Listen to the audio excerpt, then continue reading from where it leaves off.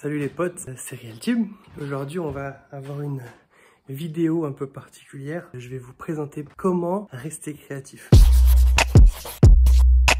Et moi, j'ai besoin de me reposer pour rester créatif. Vous allez dire, mais c'est quoi ce feignant et tout? En fait, je vais vous montrer un peu où on va. Moi, tous les 3 mois, j'ai besoin d'aller à la montagne. Et là, avec cette histoire de Covid, machin, tout ça, ça fait bientôt 1 an que j'y suis pas allé. J'ai besoin d'aller dormir dans les forêts. J'ai besoin d'avoir froid. J'ai besoin de chercher l'eau. J'ai besoin de galérer un peu, en fait. D'une, pour me sentir vivant, c'est vrai. Mais pour surtout me rappeler qu'en fait, cette vie est trop courte. On a besoin de vivre, en fait.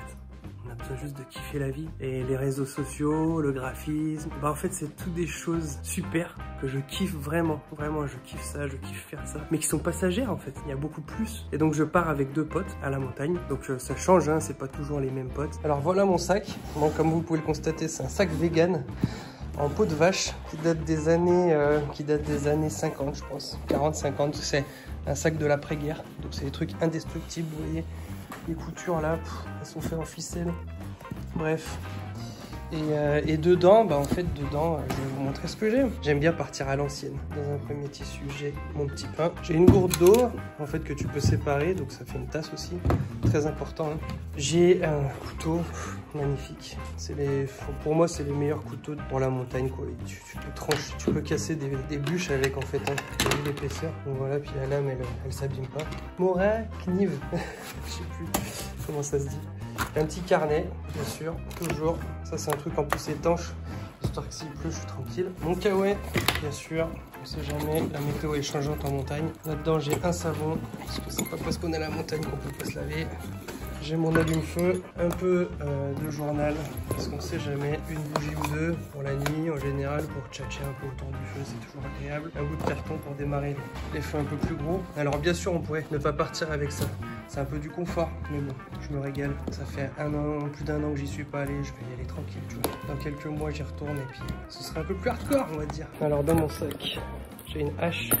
Ça, c'est ultra précieux. Alors, c'est ou une hache ou une machette, souvent, je prends. Des gants, ça, c'est aussi super précieux. Entre la sève, les échardes et tout, ça peut éviter pas mal de galères. Et j'ai ce merveilleux truc que j'utilise comme popote, mais que à l'intérieur, donc ça fait une casserole, vous voyez. Et à l'intérieur, en fait, là c'est ma poignée de riz. Toujours partir avec une poignée de riz à la montagne. Un peu de sucre, ça fait toujours plaisir avec le thé. Un peu de sel, un peu de poivre. Une cordelette, s'il faut tendre le kawaii pour faire une tente. Et ça, c'est le plus gros sac que j'ai. En fait, c'est des fruits secs dedans. C'est des sacs que j'ai fabriqués. Il y a des amandes, il y a des noix. Le plus gros bouquin que je prends, ma Bible, pour se faire plaisir, parce qu'on est entre copains. Un petit sauce, voilà, à l'ancienne. Alors je vais pas beaucoup parler, je pense, dans cette vidéo, à part le début où je vous présente un peu mes affaires. Comme dirait Balou, hein, un saint philosophe, il en faut peu pour être heureux. Je pense vraiment qu'il en faut peu pour être heureux. Je pense que avoir sa famille, ses enfants, alors je prends pas mes enfants cette fois, mais ça m'arrive de prendre un couteau, un bout de sauce et des potes, et puis c'est bon quoi, on est bien. Donc voilà, je vais sûrement vous faire quelques images de la montagne, là où on va, le refuge et tout ça, où on se cale tranquille. Je suis pas là pour faire un trek, c'est plutôt méditatif en fait comme ambiance. Ça veut dire qu'on monte à un sommet, pas forcément à un sommet, on monte à un refuge qui est, je crois qu'il est à 2000 mètres celui-là, et on profite du silence, on profite de pas avoir nos téléphones. Alors je vais le prendre avec moi, mais je vais le couper, je vais le mettre en mode avion. On profite de méditer, on profite de lire, on profite de discuter de choses sérieuses, profondes, de rigoler, de faire un feu. Tout prend du temps en fait à la montagne. Tu veux manger, ça te prend 2 heures. Parce qu'en fait, entre la cuisson, même plus des fois, entre la cuisson, le bois qui est mouillé peut-être, tout te prend énormément de temps. Et en fait, on oublie dans notre monde qui va très très très vite tout le temps avec les téléphones et les machins, à quel point en fait, on devrait prendre le temps. Prendre le temps de vivre, en fait. Prendre le temps d'apprécier les potes, prendre le temps d'apprécier la vie, quoi. Donc voilà, allez, je vous dis à tout à l'heure à la montagne.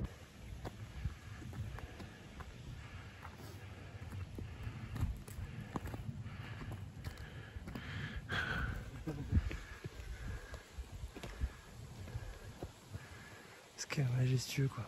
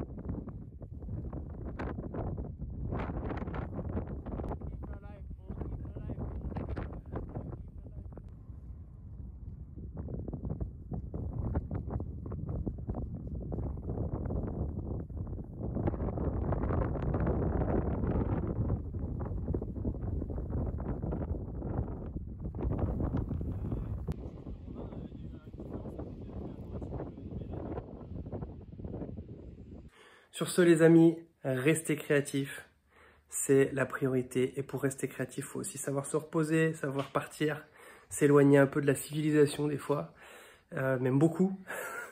Donc voilà, restez créatifs, à plus les petits poulets, je vous aime.